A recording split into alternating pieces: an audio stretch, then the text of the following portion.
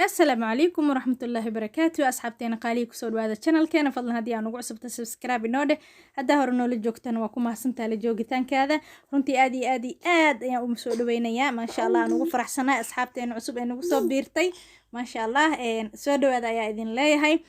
ما شاء الله كومنتيال يا فيدباك جود ما أنت يا بحنا إن شاء الله تعالى كرالي هذا بيبي هدو جورج جوجا معرور جورج جوجا مركواska karaal noqdo qeyladooda marka maxay ahayd tood abaayaal ayaa isoo weydiiyay hooyada haday qaliin hore u martay ma cabi kartaa caano iyo timir otar caano iyo timir labadooda faa'iidooyinkiisa aad ayaa uga reysan hadaan nahay hooyooyinka Soomaaliyeed caanaha calcium fara badan ayaa laga helaa oo wax dhibaato uma keenayo hooyada haday qaliin ku dhashay iyo hadii kaleba timirtan waa fiber oo caloosha ayay ku socodsiinaysaa ma sha Allah cunuga fiberka kamid ah oo caloosha socodsiiya caanaha iyo timirtan aad waxay ugu wanaagsan yihiin foosha ay ugu wanaagsan yihiin hooyo kasto la qalay ma aha mar walba inay qaliin ku dhasho ilaahay maxay wax walba uu awoodaa ma niyadeedan inay gashato ma mar walba qaliin ayaad ku dhalaysaa xaalado ayaa jiro haday hooyada miskaheedu ay aad u yar yihiin oo ilmaha soo dhaafi karin hooyadaasi abadan waa qaliin inay ku dhasho laakiin hooyada haday maxay ahaatood cunuga oo si aha ama cunuga bridge aha ama cunuga maxay ahaatood xaalad ku imaato kaleeto degdeg loogu baahdo qaliin cunugo naqas gudaha ku qabto cunugo wadnihiisa hoos u dhaco kale waxyaabo far badan ayaa sababa qaliinka hooyada uur kale lagu sameeyo iyada ilmaheeda in lagu kala badbaadiyo marka hooyada haday maxay ahaatood iyada caafimaad qabto ee miskaheedu ma sha Allah ilmaheeda u soo mari karaan alxamdulillah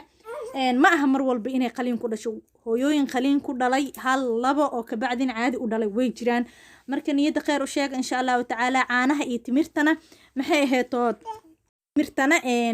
wax dhibaato kuma keenayaan caadi ahaan waa cabi kartaa hadaa qaliin ku dhashay hadii kale kaliya inta badan waxa la dhahaa hooyooyinka in isticmaalin qaliinka ku dhalay ee xulbada maxay ahayd inta badan waxa la dhahaa meeshii dhaawac ahayd ay furfuraysaa war lagu kalsoonaan karana ma aha laakiin ka digtoonaada ayaa wanaagsan laakiin caanaha iyo timirta hooyo kasta way cabi kartaa ma sha Allah hadda ku dhashay qaliin hadii kale to daacadi u dhashay ma sha Allah inta hooyo oo ubad haysata Allah u barakeeyo inta haysanin ubad saalixiin oo degdeg oo caafimaad qaba Allah siiyo inta haysatana Allah u barakeeyo baariyaal Allah uga dhigo